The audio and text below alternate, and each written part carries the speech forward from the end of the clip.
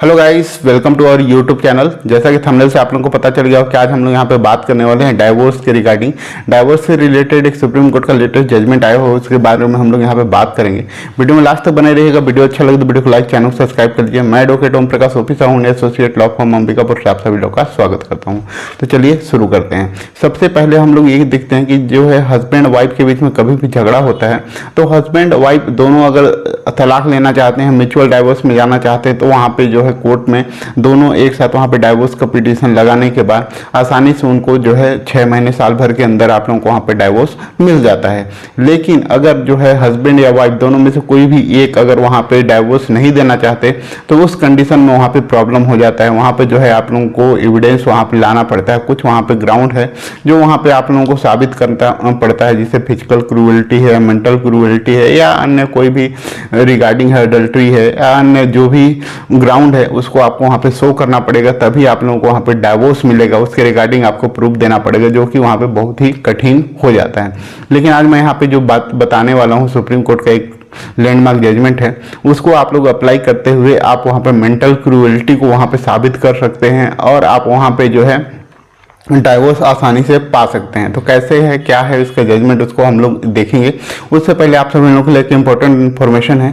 अगर आप लोगों में से किसी को भी कोई लीगल एडवाइस चाहिए तो आप लोगों को जो है डिस्क्रिप्शन बॉक्स में नंबर दिया हुआ है, वहाँ पर से व्हाट्सएप नंबर पे आप लोग अपॉइंटमेंट बुक कराते हुए आप मेरे थ्रू बात कर सकते हैं। तो चलिए शुरू करते हैं। जो सुप्रीम कोर्ट का यहाँ पे लैंडमार्क जो जजमेंट है उसका नाम है जयदीप मजूमदार वर्सेस भारती जायसवाल मजूमदार। ये 2020 का यह लैंडमार्क जजमेंट है।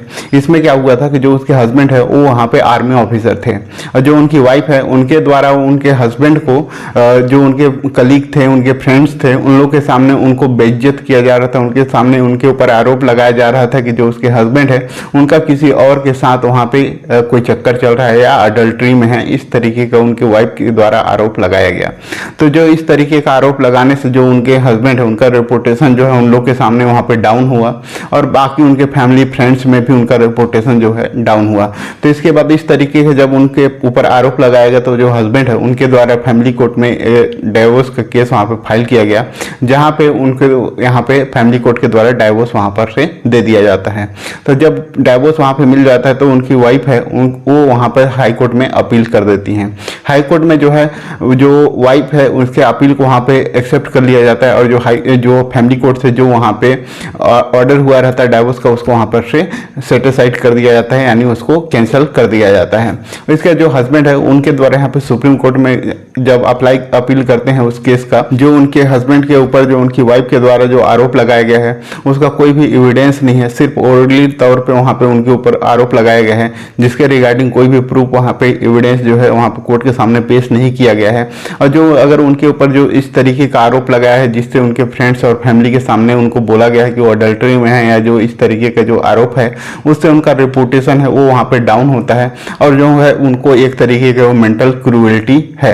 तो उस तरीके का वहाँ पे न्यायालय ने उस चीज़ को समझा कि जो इस तरीके का अगर उनके ऊपर कोई आरोप लगाया जाता है तो वह एक मेंटल क्रूएल्टी के अंतर्गत आएगा और इस तरीके का मेंटल क्रूएल्टी होने के कारण से आप लोगों को वहाँ पे डाइवोर्स को वहाँ पे कंसिडर कर लिया गया।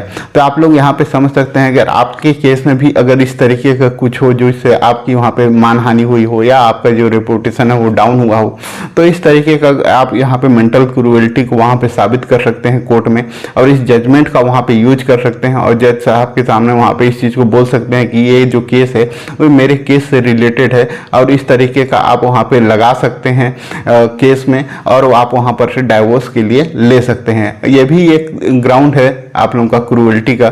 साथ ही जो है 498 का अगर आपके ऊपर भी कोई झूठा मुकदमा किया हुआ है तो उससे भी आप लोगों की जो मानहानि हुई है, वहाँ पे आपका रेपुटेशन डाउन हुआ है, वो भी आप लोगों का एक तरीके का ग्राउंड बनता है। तो उससे भी आप लोग वहाँ पे डाइवोर्स ले सकते हैं।